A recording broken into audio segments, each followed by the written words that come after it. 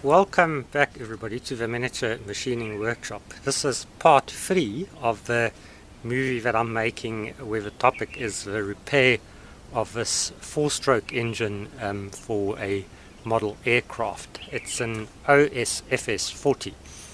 I've put everything back together now with a new piston ring, and let's see whether we can get it to run.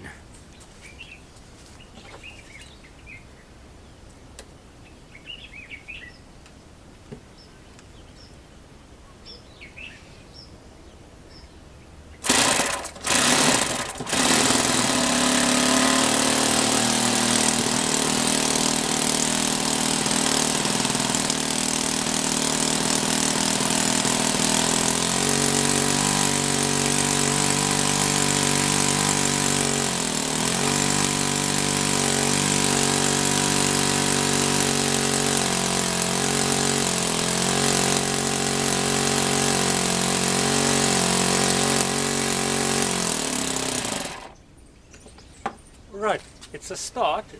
It's obviously not running without the glow plug, but let's see whether we can get it to run without the glow plug.